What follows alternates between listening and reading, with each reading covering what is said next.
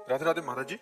गुरुदेव, कुछ माह पहले मेरे एक सहपाठी से मित्रता हो गई थी और मैं उस व्यक्ति में आसक्त हो गई और एक दूसरे से जीवन साथी ऐसे संबंध की कोशिश हुई महाराज जी। हालांकि वो ज्यादा दिन तक टिके नहीं ना ही रहे, बट कुछ परिस्थितियां आई और सब खत्म हो गया, परंतु मेरी उसमें आसक्ति इतनी ज्यादा हो गई कि मैं उसे भूल नहीं पा रही महाराज जी। वो व्यक्ति दिख जाता है। अब वासनाओं के खेल खेलोगे, मन मलिन होगा तो भूल क्या पाओगे। अरे धिक्कार है ऐसे जीवन को कि जो मनुष्य जीवन मिलने पर भगवान के लिए बात नहीं आई कि मैं भगवान को भूल नहीं पाती हूँ। ये जीवन का तो लाभ होना चाहिए।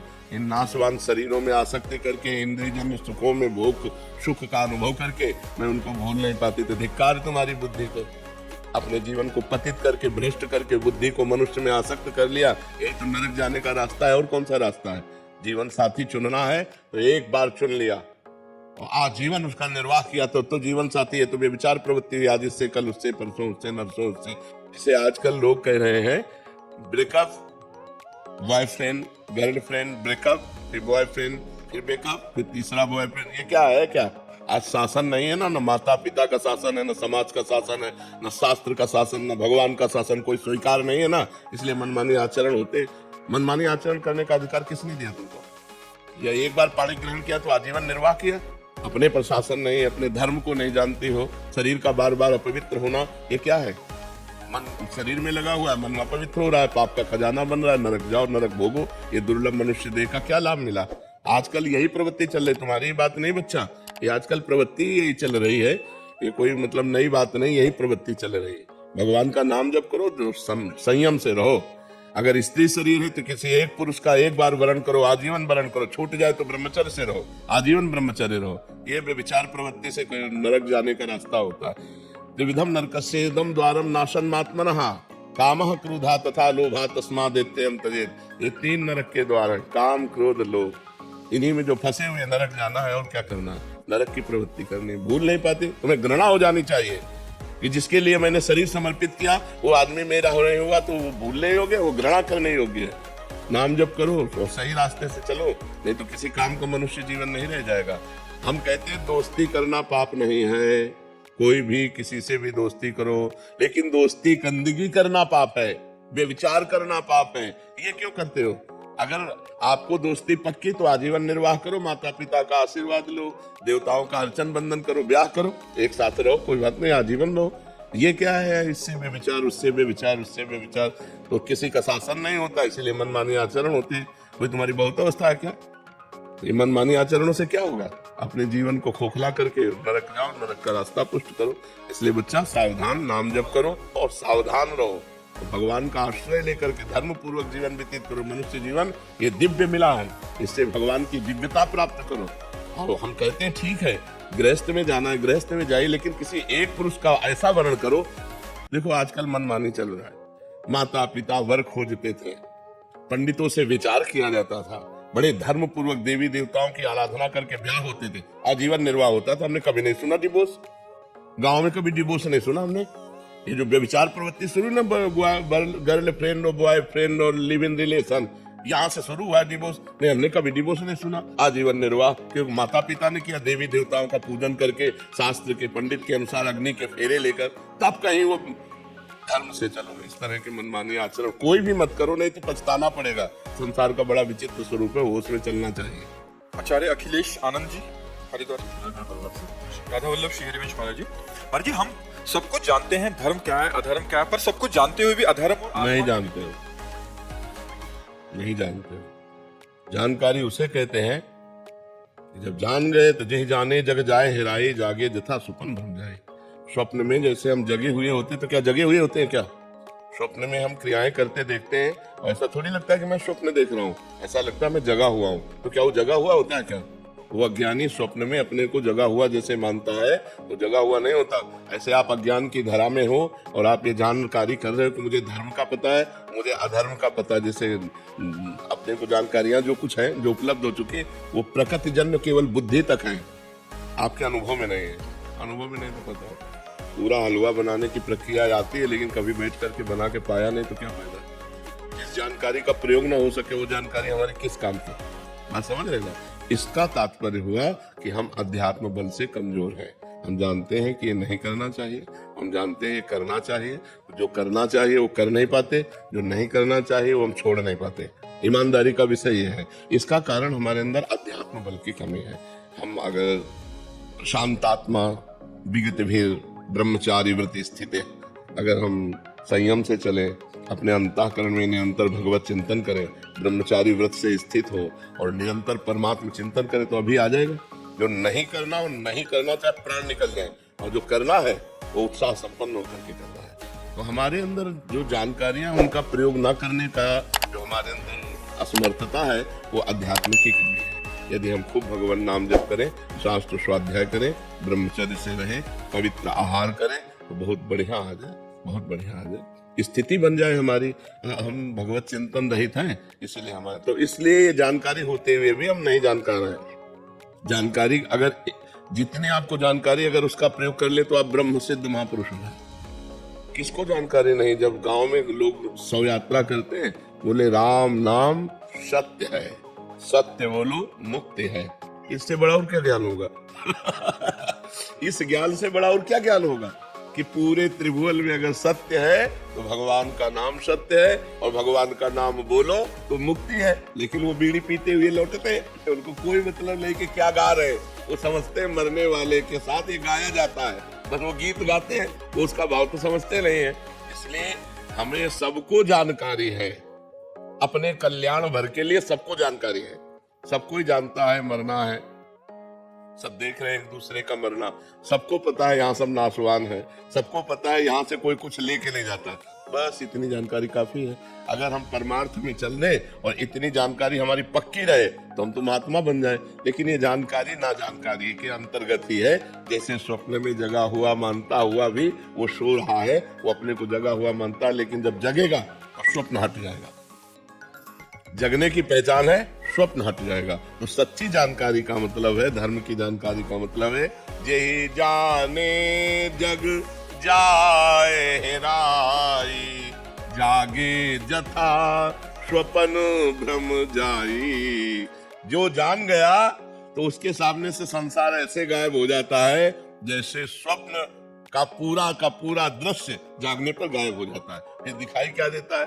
सिय राम में सब जग जानी, करूं प्रणाम जोरी जुग पानी। तो हम अपनी जानकारी को सत्य बनाएं, हम अपनी जानकारी का प्रयोग कर सके, इसलिए खूब नाम जप करो और ब्रह्मचर्य का जरूर ध्यान दो। आज व्यभिचार परायण हमारी जनता हो रही है, जिधर देखो व्यभिचार का बोलबाला है, वो सब अपवित्र बुद्धि। अध्यात्म को धारण करने के लिए गृहस्थ में तो उचित ब्रह्मचर्य और विरक्त में है तो पूर्ण ब्रह्मचर्य। ब्रह्मचर्य के बिना, ब्रह्मचर्य जीवन की नींव है। ये आजकल नए नए सब जितने बच्चे हैं ना, गर्लफ्रेंड बॉयफ्रेंड हस्तमैथुन ये वो सब नष्ट किए दे रहे हैं अपने आप को। ये क्या है? मनुष्य जीवन का उपहास कर रहे हो, देव दुर्लभ मनुष्य जीवन का उपहास कर रहे हो। बड़े भाग मानुष तन पावा, सुर दुर्लभ सदग्रंथन गावा, साधन धाम मोक्ष कर द्वारा, पाई न जे परलोक संभारा। सो परत्र दुख पावई, सिर धुनि धुनि पछताए, काल ही कर्म ईश्वर मिथ्या दोष लगाए। इसलिए खूब नाम जप करो। अमित पांडे जी, प्रयागराज। राधे राधे महाराज जी। महाराज जी, आत्मज्ञान और अध्यात्म मार्ग में सबसे बड़ा अंतर क्या है?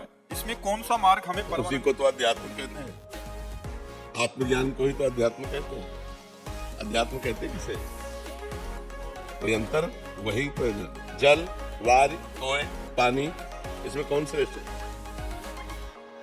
बात तो एक ही है ना, जल वार तोय पानी। हम पानी के ही पर्यायवाची शब्द कह रहे। तो आत्मज्ञान, भगवदानंद, अध्यात्म मार्ग, अध्यात्म ज्ञान, एक ही बात तो है। समझ रहे ना? महाराज जी, ये शायद ज्ञान मार्ग और भक्ति मार्ग को समझना चाह रहे हैं आगे। हाँ, ऐसे भेद पूछोगे तो समझ में आ जाएगा कि भक्ति मार्ग में और ज्ञान मार्ग में क्या अंतर। भक्ति मार्ग और ज्ञान मार्ग सिद्धांत तक दोनों एक चलते हैं, सिद्धांत दोनों के एक है और लक्ष्य दोनों का बदल जाता है। एक दासोहम में पहुंच जाता है और एक शिवोहम में पहुंच जाता है।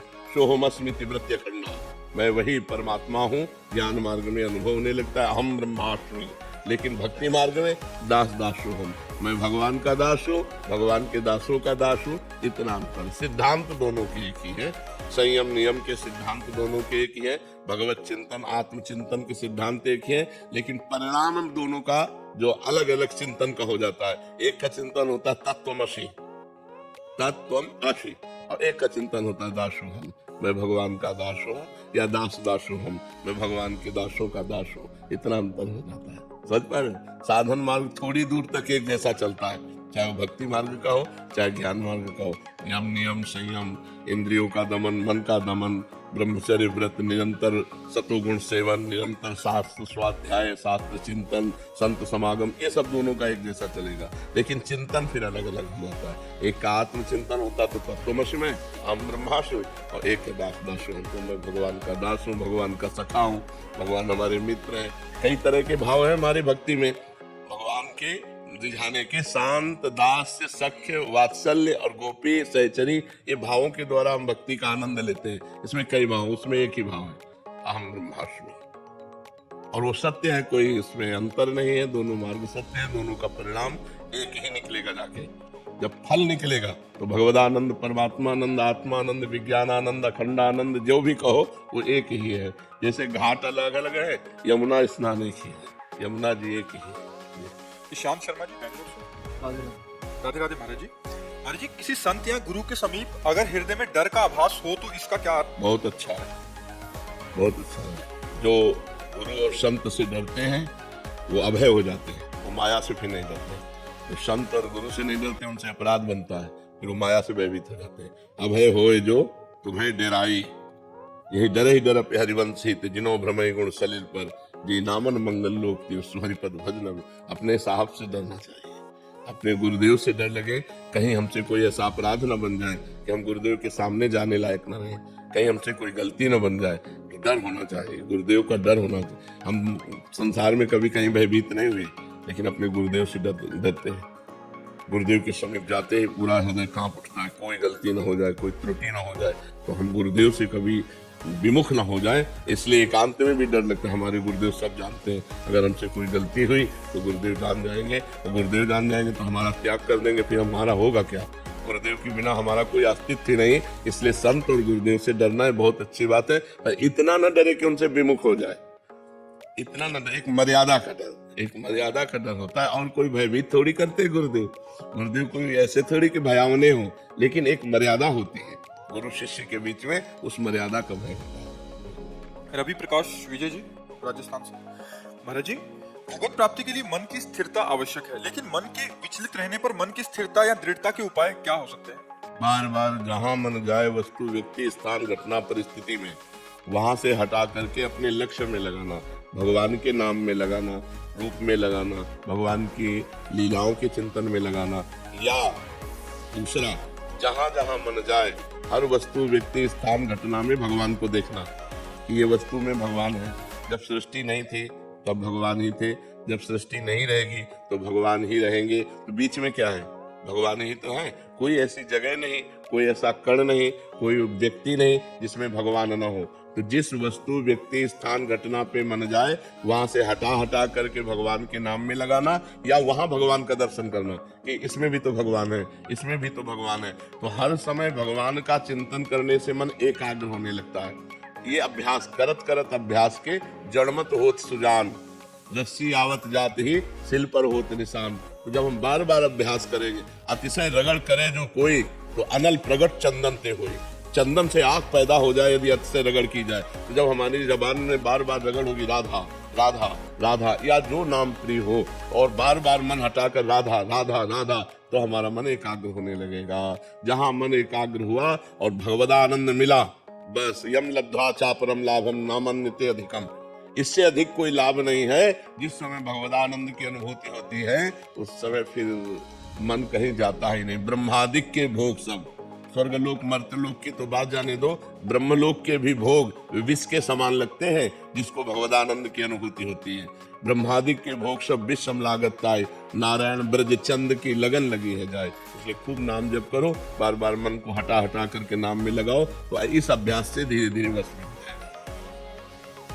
मोहित सेठी जी, गुरुग्राम से। राधे राधे महाराज जी, श्री हरिवंश जी। पहले 25 वर्षों तक आर्थिक कठिनाइयों के कारण मैंने पढ़ाई और अब ऑफिस के काम को ही श्रेष्ठ कर्म मानकर अब तक जीवन बीता, बस इस आशा में कि परिवार को संभालूं। लेकिन जब से आपको गुरु स्वीकार किया तब से समझ आया कि जीवन का एकमात्र लक्ष्य भगवान को पूर्ण रूप से समर्पित होना है महाराज जी। अब इस ओहदे पर पहुंच चुका हूं कि जहां रोज 13-14 घंटे काम करना पड़ता है और साथ में नाम जप में महाराज जी बहुत कठिनता आ रही है। केवल 1 ही घंटा दिन में दे सकता हूँ नाम को महाराज जी। अभी मन में पीड़ा होती है, चिंता होती है, डर भी होता है। लेकिन 14 घंटा हर समय आप बोलते तो नहीं रहते ना, क्रियाएं भले कर सकते हैं, कोई भी क्रिया, और उसमें भी हमें मिनट सेकंड का तो समय मिलता है ना, उस मिनट सेकंड को राधा राधा राधा और पूरे के पूरे 14 घंटे भगवान को समर्पित कर देंगे। ये कर्म समर्पण हो जाएगा तो भगवान हृदय से भगवान के आश्रित हो। जो शेष समय मिले आपके 14 घंटे में, उसमें राधा राधा राधा राधा राधा राधा उसमें नाम जप करो। और जो 14 घंटा के बाद 6 घंटा सोने में समझ लो, तो 14 6 कितने हुए? 20 हुए, तो 4 घंटे तो अभी बचे। वो 4 घंटे कहाँ दोगे? महाराज जी क्या होता है कि जैसे 13-14 घंटे काम करते थे वो, उसके बाद भी क्योंकि आदत ऐसी पड़ी हुई है कि उसी के बारे में सोचते रहते हैं कि उसे कैसे। नहीं, गलत बात, इसी को सुधारो। वो स्थायी चीज नहीं है। मरोगे तो ना ऑफिस जाएगी और ना ये सब कार्य जाएंगे तुम्हारे। एक कर्तव्य पूजा है, हम 14 घंटे समय उसको दें। हम नहीं कहते कि आप 14 घंटे समय मत दो, 14 घंटा समय दिया, इसके बाद कार्य प्रणाली की स्टाफ। अब हम दूसरा अपने जीवन को पारलौकिक उन्नति के लिए अब हम थोड़ा सत्संग सुनते हैं, थोड़ा शास्त्र स्वाध्याय करते हैं। 1 घंटा ले लो उसका मार्जन करने का, हमारे द्वारा उसमें से क्या गलती हुई, क्या उन्नति के लिए हमें करना चाहिए, उस पर विचार कर लो। तो 3 घंटे फिर भी बचते हैं। 3 घंटे भजन करो, शास्त्र स्वाध्याय, ठाकुर सेवा, नाम जप। 3 घंटे भागवतिक करो, 14 घंटे संसारिक करो, 1 घंटे दोनों कार्यों के चिंतन का करो, 6 घंटे सो जाओ। पूरा विभाग हो गया 24 घंटे का। ईमानदारी से यदि करो तो भजन के लिए सबको टाइम है, और बेईमानी करो तो किसी को टाइम नहीं है। बोले हम तो गृहस्थ हैं, बस एक शब्द में मारा कि पूरा का पूरा जीवन बर्बाद कर दिया। अरे गृहस्थ हो तो क्या हर समय तुम काम में लगे रहते हो? 12 घंटे 14 घंटे काम करने के बाद 6 घंटे सोने के बाद 4 घंटे बचे, हम 2 घंटे छोड़ देते हैं। 1 घंटा भोजन, 1 घंटा मनोरंजन, 2 घंटे भजन करो। 120 मिनट अगर भजन करोगे तो तुम्हें आनंद की प्राप्ति होने लगेगी। बेईमानी ना की जाए, मनोरंजन में, संसार के इस कार्यों में ही केवल जीवन नष्ट कर देने से जीवन का लाभ नहीं। जीवन का लाभ उस दिन की याद करो जिस दिन तुम मरोगे। हम तो अध्यात्म हमारा उस दिन के लिए तुम्हें बलवान बनाता है जिस दिन तुम्हारी मृत्यु आएगी। न तुम्हारी पत्नी साथ होगी, न तुम्हारा मित्र साथ होगा, न तुम्हारी ऑफिस साथ होगी, न बैंक बैलेंस होगा, न घर होगा, न कोई सामग्री होगी। क्या पूरा जीवन बर्बाद कर दिया। अब जाने के समय तुम्हारे पास क्या है? इस लोक से क्या लेके जाओगे? इस लोक से ले जाने के लिए भगवान नाम राधा राधा राधा। जो नाम जप किया, जो परोपकार किया, जो धर्म किया, जो तीर्थाटन किया, ये तुम्हारे साथ जाएगा। तो मनुष्य जीवन में एक पक्ष उधर भी रखो तो एक पक्ष आगे के संभालने के लिए भी रखो, परलोक संभालने का भी रखो। तो इसलिए 2 घंटे तो भजन करो ही, और 1 से 1.5 घंटा तो हो जाता है रोज। जी हाँ, बिल्कुल ठीक है। और बीच बीच में नाम जप करते रहो, और शेष जो भी समय आपका वो भगवान को अर्पित करते रहो। ये कर्म समर्पण और भगवत स्मरण के प्रभाव से निश्चित भगवान की कृपा प्राप्त होती है। शीतल सिंह जी, लखनऊ से। राधे राधे महाराज जी। महाराज जी, मुझे प्रभु पर इतनी आस्था नहीं थी पहले। मेरे साथ कुछ ऐसा हुआ कि फिर अभी आपकी अनुभूति होने के बाद मेरा नाम स्मरण और ईश्वर की ओर आस्था प्रबल हो गई है। अब हर समय नाम जप और प्रभु स्मरण होता है महाराज जी, प्रयास करती हूँ। परंतु प्रभु जी, मेरा मोह अब मेरे घर वालों से, रिश्तेदारों से खत्म सा होता जा रहा है। क्या मैं अपने घर वालों के प्रति अन्याय कर रही हूँ? नहीं, मोह खत्म हो जाए लेकिन भगवत भाव करना चाहिए। सब में भगवान विराजमान है, और जिसका जिसके प्रति जो कर्तव्य है उसका पालन करे। पति को पति की तरह प्यार करे, पुत्र को पुत्र की तरह प्यार करे, रिश्ते नातेदारों को धर्म मर्यादा से प्यार करे। सब में भगवान है लेकिन मोह किसी से नहीं। यही तो उत्तम बात है, यही तो भजन का फल है कि हम सबसे प्यार करें, सबको सम्मान दें, सब धर्म पूर्वक सबके साथ व्यवहार करें, लेकिन मोह हमारा किसी से नहीं। अब ऐसा होता है कि कुछ भी करने से पहले मन से 2 आवाजें निकलती हैं, लगता है ये मैंने गलत किया या ये सही किया, कुछ इसमें मतलब हमेशा उलझन से। नहीं, उलझन मत रखो, नाम जप करते रहो, शास्त्र विरुद्ध आचरण मत करो। गंदी बातों को सब कोई जानता है, उनको मत करो। और गलत ये नहीं होता। हम परिवार से, जैसे बच्चा है तो हमारा मोह नहीं, लेकिन मेरा भगवान है, इसमें मेरे भगवान है, इसलिए हम बहुत दुलार करते हो। हमारा कर्तव्य है उसको पढ़ाना, लिखाना, खवाना, पियाना। ऐसे पति मेरा भगवान है, उसके अनुसार कर्तव्य करते, मोह हमारा नहीं है। यही भजन की तो प्रणाली है। भजन और प्यार सिखाता है। भजन ऐसा थोड़ी कि अरे वैसे नहीं, भजन प्यार सिखाता है। सबसे प्यार करो, सबसे प्रेम से, धर्म के अनुसार प्यार करो, और नाम जप करो, मोह किसी से करो मत। यही तो भगवान के मार्ग की पद्धति है। चाहत राधे राधे महाराज जी। महाराज जी, भगवान की कृपा सब पर समान रूप से क्यों नहीं होती? कुछ लोगों को सुख और सफलता मिलती है जबकि अन्यों को दुख और संघर्ष का सामना करना पड़ता है। इसके पीछे क्या रीजन है? नहीं बच्चा, भगवान की सब पर समान कृपा है। सब मंत्री सब मम उपजाए, आँख कान नाक सब शरीर की सुविधा, सबको वायु, सबको सूर्य, सबको चंद्रमा, भगवान की तरफ से सबको समान कृपा है। जैसे खेती पिता अपने पुत्र को 5 को दे, अब एक ने बबूल बोया, एक ने आम बोया, एक ने गेहूं बोया, एक ने चना बोया, एक ने गन्ना बोया, अब पाने को क्या मिलेगा? बबूल वाले को कांटा मिलेगा, गन्ने वाले को गन्ना मिलेगा, चने वाले को चना। भगवान ने हमको भारत भूमि में जन्म दिया, हमारे कर्म कैसे कैसे हो रहे हैं तो उनका फल कौन भोगेगा? गीता में भगवान कहते हैं अवश्य में भोक्तव्यम कृतम कर्म शुभाशुभम। 100 रुपया पिता ने सबको दिया, अब एक ने शराब में उड़ा दिया, एक ने गंदी बातों में, एक फिल्म देखने में, एक जुए में, और एक ने जाके भगवान का काम किया। तो अलग अलग 100 रुपये सबको बराबर दिए, लेकिन अलग अलग होने के कारण 4 को दुख मिलेगा, 1 को सुख मिलेगा। तो भगवान सुख दुख के दाता नहीं है। निज कृत कर्म भोग सुन भ्राता, को न काहू के सुख दुख कर दाता। अपने कर्म का भोग ही हमको भोगना। अच्छा, हम लोगों से कर्म खराब हो गए, भगवान ने ऐसा नहीं किया। भगवान का कोई प्रिय हो, भगवान का कोई अप्रिय हो, ऐसा नहीं। सब मम प्रिय, सब मम उपजाए, सब भगवान के बेटे हैं, सब भगवान से प्रकट है और सबको भगवान बराबर प्यार करते हैं। सब पर मोरी बराबर दाया, भगवान ने कहा। पर हमारे आचरण बिगड़ गए, हमारे कर्म बिगड़ गए। तो जैसे हम कर्म करते, पाप कर्म का फल दुख और पुण्य कर्म का फल सुख। तो हमारे द्वारा जब पाप कर्म अधिक होते तो हमें दुख भोगना पड़ता है। देखो नहीं, मनमानी मनुष्य शरीर मिला है, मुर्गा खा रहे, बकरा खा रहे, गाय खा रहे, भैंसा खा रहे, राक्षस बने हुए लोग हैं। देखो ना आजकल क्या हो रहा है, गर्लफ्रेंड बॉयफ्रेंड व्यभिचार की प्रवृत्तियों। अब इसका फल तुम सुख चाहोगे? करोगे व्यभिचार, करोगे व्यसन, करोगे हिंसा, खाओगे मांस मछली, इसका परिणाम सुख चाहोगे? नरक भोगोगे, यहाँ भी दुख भोगोगे, वहां भी दुख भोगोगे। संयम से चलो, ब्रह्मचर्य से रहो, शास्त्र स्वाध्याय करो, सत्संग सुनो, नाम जप करो, जीवों पर दया करो, दूसरों का मंगल करो, अभी आनंद आ जाएगा। तो आनंद का मार्ग है इधर और चल रहे हैं इधर, तो फिर कैसे आनंद प्राप्त होगा? पर मार्ग हमारे सब प्रभु के बनाए हुए हैं। हमारे प्रभु ने सब मार्ग बनाया है। नरक का मार्ग भी भगवान ने बनाया, वैकुंठ का मार्ग भी भगवान ने बनाया, स्वर्ग का मार्ग भी भगवान ने बनाया, आपको भी भगवान ने बनाया। अब आप चलना किस मार्ग में चाहते हो? सब मार्ग आपके सामने। आप भूत बन सकते हो, आप देवता बन सकते हो, आप महान बन सकते हो, आप नीच बन सकते हो। जैसे आचरण करोगे वैसे बन जाओगे। इसमें भगवान की बात है। समझ पा रहे आप? ओम प्रकाश शर्मा जी, महाराज जी आपके चरणों में कोटि कोटि प्रणाम। महाराज जी, अभी एक एकांतिक में ये सुनकर थोड़ा सा संशय हुआ कि किसी ग्रंथ का गायन केवल पवित्र अवस्था में ही किया जाना चाहिए। महाराज जी, परंतु उपासक सुबह संपूर्ण दिनचर्या, सोच स्नान, शारीरिक व्यायाम आदि 84 जी मन ही मन करता है। महाराज जी, गायन और मन मानसिक चिंतन में अलग बात होती है ना। हम लोग अंदर शौचालय में बैठे, हमारा चिंतन चल रहा है 84 जी का, तो वो चिंतन चल रहा है ना, अंदर गायन तो नहीं हो रहा ना। लेकिन 84 जी का गायन लेटरिन में बैठ के करोगे क्या? 84 जी का गायन लेटरिन के पवित्र कपड़ों में करोगे क्या? चिंतन हम भगवान का कर सकते हैं, चिंतन हम पद का कर सकते हैं, लेकिन जब हम गायन करेंगे 84 जी लेकर तो मर्यादा से करेंगे। आसन पे बैठ करके, या पवित्र वस्त्र है तो हम चलते फिरते भी गुनगुनाते हुए चल रहे हैं, अपवित्र वस्त्रों में नहीं, अपवित्र दशा में नहीं। गायन नहीं कर सकते हैं पवित्र दशा में। सुधा निधि, 84 जी, रामचरितमानस, श्रीमद् भागवत, ये सब समान हमारे धर्म ग्रंथ है। इनको पवित्र अवस्था में हम गायन कर सकते हैं, अपवित्र अवस्था में हम चिंतन कर सकते हैं।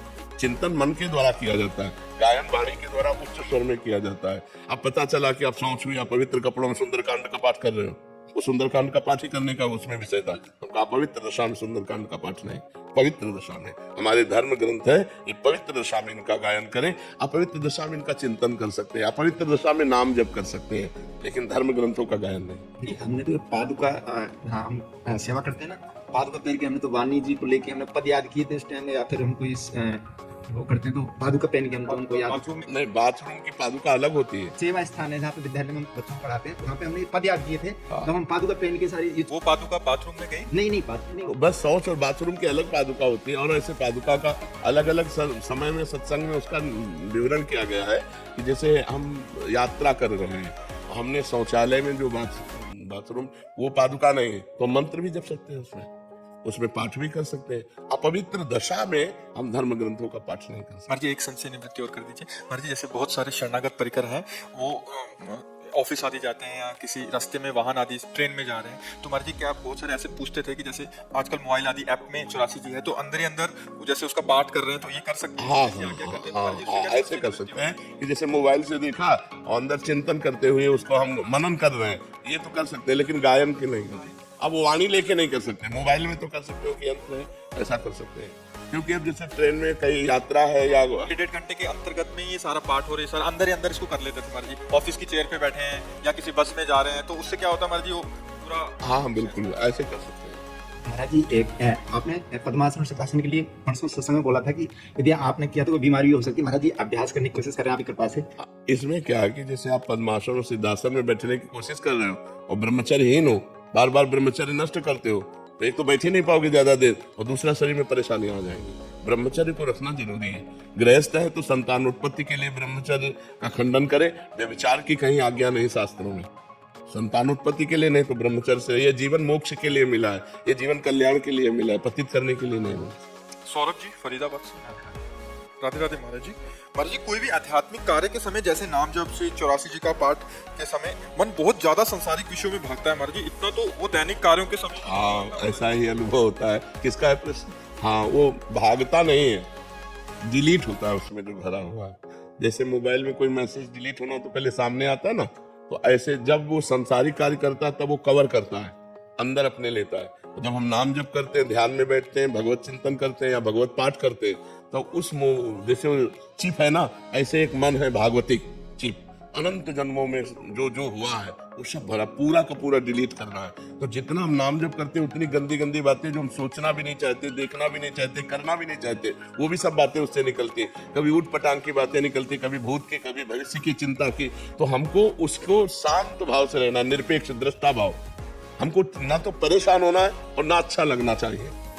बिल्कुल दृष्टा भाव से अपने कार्य में हम मगन है, नाम जप करने में। वो फेंक रहा है गंदी बातें, वो निर्मल हो रहा है। जितना निर्मल होता जाएगा उतना आनंद आता जाएगा। और जहां पूरा निर्मल हुआ तो निर्मल जन मन सो मोहि पावा, मोह कपट छल छिद्र न भावा। तो हमको ये देखना चाहिए हमारे मन रूपी चिप से ये सब डिलीट हो रहा है, आ नहीं रहा। आता तब है जब हम भगवान से विमुख होकर के क्रियाएं करते हैं, तो सीसी कैमरे की तरह मन सब कवर करता रहता है। और जब हम भगवान का भजन करते हैं तब वो सब डिलीट होती रहती है। तो कवर करना कम करो, हम नाम जब हर समय करते हुए क्रियाएं करें, देखना सुनना सामने भगवान की भावना करें, तो हमारे मन में अच्छी चीजें जा रही हैं और जो बुरी चीजें भरी है वो डिलीट होती चली जा रही है। तभी तो समय लगता है ना, नहीं तो ऐसे तत्क्षण भगवत प्राप्ति हो जाए। एक नाम भगवत प्राप्ति करा दे, एक नाम त्रैलोक ही तारे, जो न ले सो जन्म ही हारे। एक बार जिन नाम ली हित सो होए अति दीन। हित सो मानो प्रेम से और अति दैन्य होकर प्रभु एक बार में दर्शन दे दे। एक बार जिन नाम ली हित सो होए अति दीन, ताको संग न छाड़हि ध्रुव अपनो कर लीन। एक बार डट कर पहले भजन करें, मन डिलीट हो जाए इसकी गंदी बातें, ये दैन्य और प्रेम से पुकारेंगे तो भगवान एक नाम में आ जाते हैं, एक नाम में दौड़े चले आते हैं। जी महाराज जी जैसे हम नित्य चिंतन करते हैं वृंदावन का आपका सबका, लेकिन जब हम जैसे अपने निजी पलों में होते हैं, जैसे गृहस्थ हैं हम पत्नी के साथ में, तो तब महाराज जी अचानक से बहुत ज्यादा चिंतन बनता है ये आपका। हाँ बहुत बढ़िया है, बहुत बढ़िया है। महाराज जी अंदर से मन ऐसे लगता है जैसे आप बताते हैं कि अंदर से नाटक ऐसे करो सबके। हाँ बिल्कुल बिल्कुल। महाराज जी उसमें कमी आती है, इसमें व्यवहार करने में नहीं, कमी नहीं आनी चाहिए। सफलता इस अंदर से मतलब ये चिंतन होता है कि मैं जाऊं वृंदावन। नहीं, ये अच्छी बात है, लेकिन पत्नी के साथ जब व्यवहार कर रहे हैं, जब पुत्र के साथ व्यवहार कर रहे हैं, जब संसार के साथ व्यवहार कर रहे हैं, तो पूरा परफेक्ट नाटक होना चाहिए। नाटक में कमी नहीं। चिंतन बनता है महाराज। चिंतन अंदर से भगवान का होना चाहिए, नाटक संसार का होना चाहिए, तभी तो परफेक्ट आप कलाकार होगे। इस जगन नाटक मंच पर आपको जो रोल दिया गया है उसका परफेक्ट रोल करना चाहिए। अब ये नहीं कि पत्नी से हम उदास हो रहे हैं, अब वो हमारा मन वृंदावन में जा रहा है इसलिए हम तुमसे बात नहीं करेंगे, तुमसे नहीं। ये तो बड़ी कृपा है कि जब हम संसार के राग के बंधन में बंधने की स्थिति में, तो हमारा मन वृंदावन भाग रहा था, हमारा मन प्रभु, लेकिन कोई जान न पावे कि हमारे मन की दशा क्या है। हाँ बाहरी व्यवहार हमारा संसारिक हो, लेकिन आंतरिक हमारा चिंतन भागवती को। यही तो गृहस्थ धर्म की भक्ति है, यही गृहस्थ धर्म की भक्ति है। अगस्त राधे राधे। जी राधे राधे। महाराज जी कोई काम करते वक्त कुछ गलत हो जाए या ध्यान ना लगे, किसी और जगह जाए तो बहुत क्रोध आता है। इस समय मैं नाम जप करता हूँ, नाम जप करने से क्रोध कम होता है, पर नाम जप छोड़ते ही क्रोध और बढ़ जाता है। इस स्थिति में आपका प्रश्न है, और बड़े गुरु आदमी होते हैं। इतनी छोटी अवस्था में तो इतनी सूक्ष्म बात पकड़ रहे, बहुत बढ़िया बात है, बहुत आध्यात्मिक अच्छे आदमी बनोगे तुम। नाम जप करते हुए जब तुम्हारे अंदर गलत वृत्ति आती है ना, तो अंदर जो मन में गलत वृत्ति होती है वो डिलीट होती है, वो नष्ट होती है। तो ऐसे नाम जप का अभ्यास करो कि खाली समय ही ना रहे। क्रोध तभी, अच्छा क्रोध क्यों आता है? कामना से क्रोध आता है, जैसे हम चाहते हैं ये हो जाए और वो नहीं होता तभी क्रोध आता है। क्रोध की स्वयं की सत्ता नहीं, कामा संजायते क्रोधा, क्रोधा स्मृति विभ्रमा स्मृति भ्रंशात् बुद्धिनाशो बुद्धिनाशात् प्रणश्यति। काम, जब हमारी कामना की पूर्ति में बाधा पड़ती है तो क्रोध आ जाता है। इसलिए हम हर समय नाम जपने का अभ्यास करें। जब क्रोध आ जाए तो दांती पीस लें से, मुझे बोलना ही नहीं है बस, क्योंकि अगर क्रोध में बोलना शुरू किया तो फिर क्रोध आने पर भजन क्षीण हो जाता है, आनंद क्षीण हो जाता है और हमसे अपराध बन जाता है। अपने से बड़ों के प्रति भी गलत शब्द निकल जाते हैं, अपवित्र भाषा भी, ज्यादा क्रोध आ जाए तो गालियां भी आने लगती हैं, जबान पे दुरुक्ति गालियां आने लगती हैं और बड़े कटु वचन निकलने लगते हैं। इसलिए क्रोध को रोकना है तो मौन धारण कर ले। जहां क्रोध आए उसी समय चुप, वहां से हट जाए। जहां जिस अवस्था में क्रोध आ रहा हो उस परिस्थिति का त्याग कर दे, एकांत हो जाए, मौन हो जाए, उस समय बचे। अब ये नहीं कि भिड़े, अगर भिड़े तो फिर क्रोध आ गया, फिर गाली गलौज, फिर मारपीट, फिर हिंसा। इससे जितना बचा जा सके। ये राक्षसी प्रवृत्ति है, क्रोध जो है ये आसुरी प्रवृत्ति है, ये नाश कर देती है। इसलिए सबको इससे बचना चाहिए। जिस समय क्रोध आ जाए उस समय मौन हो जाओ, जिस समय क्रोध आ जाए उस समय हट जाओ। जिस समय क्रोध आवे जोर जोर से राधा राधा बोलने लगो, क्रोध शांत हो जाएगा। मंजीत सिंह जी गुड़गांव से।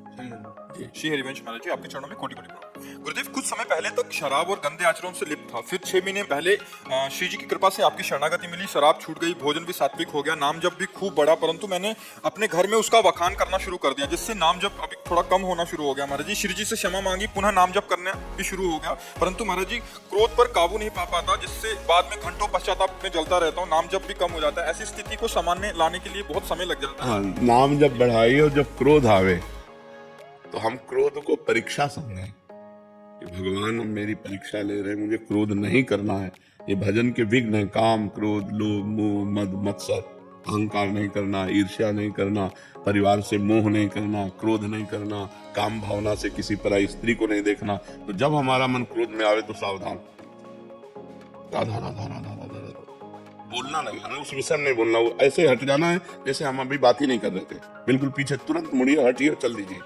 उत्तर चाहे बालक क्यों ना हो, उस समय हट जाइए, फिर बाद में समझाइए। क्रोध के लिए उस समय वो स्थान, वो परिस्थिति आपको छोड़नी पड़ेगी, नहीं तो जहां प्रत्युत्तर हुआ तो गालियां आएंगी, फिर क्रोध अपना स्वरूप प्रकट कर देगा। वो बुद्धिमानी यही कि तुरंत मौन हुई और वहां से हट जाइए। अपने बच्चों को भी डांटते हैं, मैं इतना जनता हूँ। हम ये कह रहे हैं कि बच्चों को डांटने का नाटक किया जाता है क्रोध का। तो तुम अगर ऐसे गलत बात किए तो, और समझ रहे हो, अगर पढ़ाई ठीक से नहीं की ना तो आप हमें, अंदर कोई क्रोध नहीं। क्रोध का नाटक करना और क्रोध होना, ये थोड़ा अंतर है। बच्चे में क्रोध को करना होता है, परिवार में क्रोध करना होता है, जरूरी है। जैसे छोटे छोटे बच्चे हैं, अगर वो भयभीत हमसे नहीं हुए, थोड़ा थोड़ा भय होना चाहिए, जरूरी है। यार अगर हमने जो पापा ने कहा वो पाठ नहीं तैयार किया तो मारेंगे, यार हम कोई गलती करेंगे हमारे पापा जानेंगे, तो उनको भय होना जरूरी। भय से वो सत्मार्ग में चलेंगे, लेकिन इतना भय भी नहीं कि वो आपसे दूरी बना ले।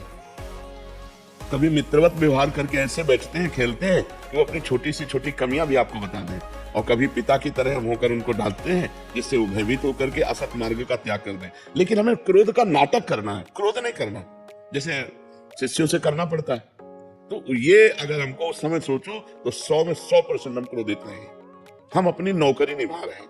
हमें गुरु भाव से उन्होंने स्वीकार किया, अगर उनकी गलतियां बन रही तो हमारा कर्तव्य है उनको डांट करके अच्छे आचरणों में युक्त करना। ऐसे आप पिता हैं, अगर अपने पुत्र को अच्छे आचरणों से युक्त करना है तो कभी कभी क्रोध का नाटक करना पड़ता है।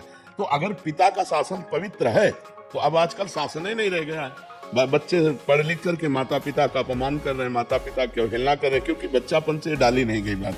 खेलने के लिए मोबाइल दे दिया गया और धीरे धीरे धीरे धीरे मोबाइल से इतने गंदे आचरणों में प्रयुक्त हो जाते हैं, इतनी मलिन बुद्धि हो जाती है कि अपने पूज्य माता पिता का अपमान करने लगते हैं, अवहेलना करने लगते हैं, और इतना दूर निकल जाते हैं सतमार्ग से कि लौटना मुश्किल हो जाता है। गंदे गंदे व्यभिचार में, व्यसन में फैल जाते हैं। तो ये क्रोध करना अनिवार्य है, पर क्रोध अंदर से नहीं, बाहर से नाटक करना है। क्रोध का नाटक करना है, अंदर से करोगे तो आप परेशान हो जाओगे। बस वो मारना नहीं है, मारने की एक्टिंग पूरी करनी है, बाप रे आज तो बच गए, ऐसा करना है। क्रोध का अंदर हृदय में प्रवेश ना होने पाए, अगर बाहर से हम नाटक करें तो अच्छा रहेगा।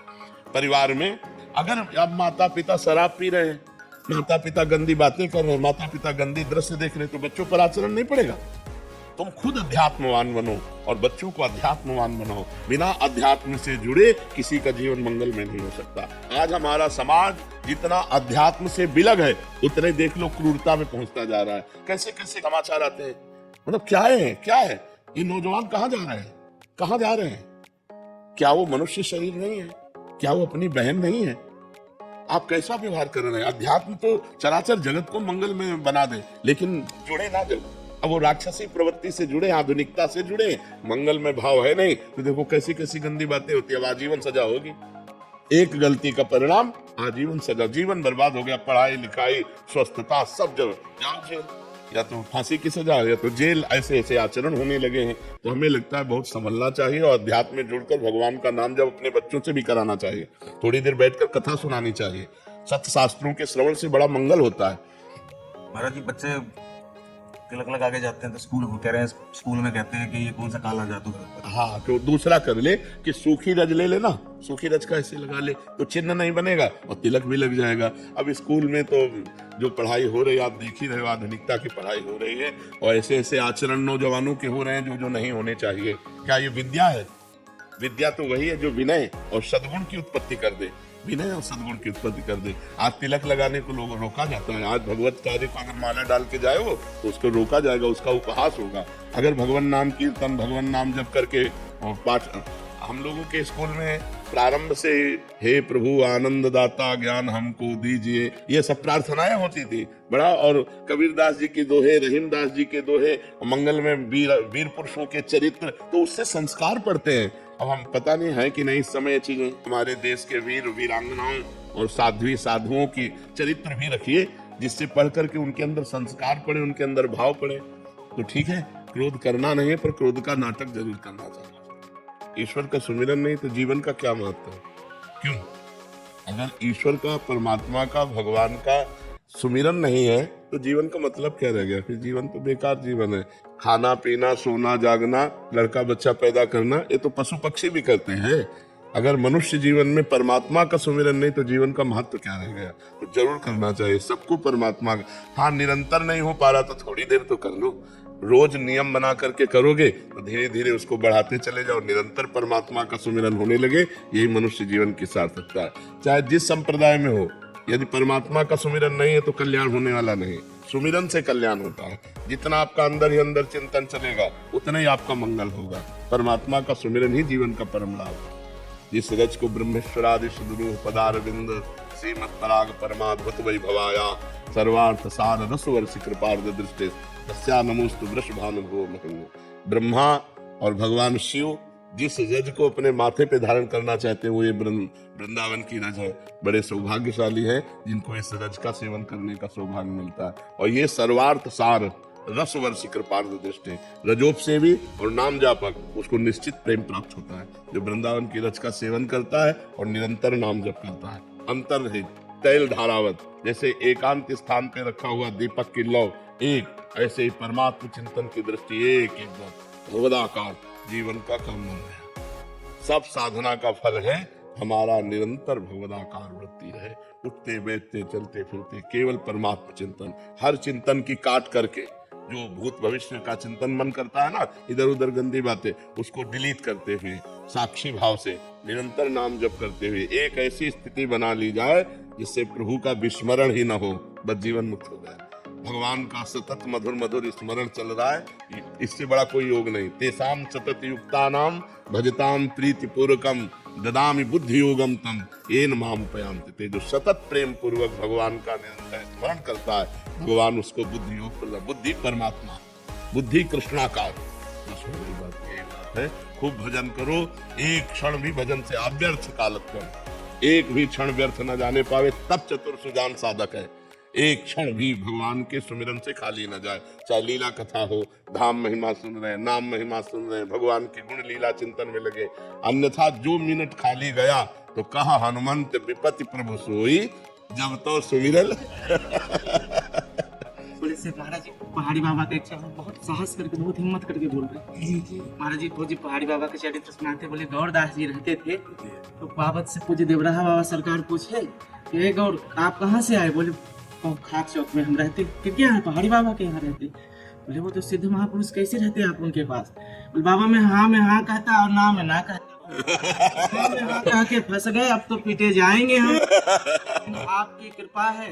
और पूज्य पटिया वाले बाबा सरकार कीर्तन कहा करते हैं कि हम बालक तुम माए हमारी, श्री गुरुदेव करो रखवारी। आपकी रखवारी करो महाराज जी। हम तो इससे मन में स्मरण आ गया, हम तो आशिक हैं, दीवाने हैं, परमाने हैं आपके। आप यूं ही कृपा बनाए रखना पूज्य गुरुदेव। बाहर प्रतीक्षा कर रहा था तो भीतर आने की प्रेरणा श्री जी दे रही थी, तो मैंने विचार आया, मैं भीतर गया तो मैं भीतर गया। ये मैं भीतर गया तो मैं भीतर गया। जय जय महाराज, क्या शब्दों का रसात्मक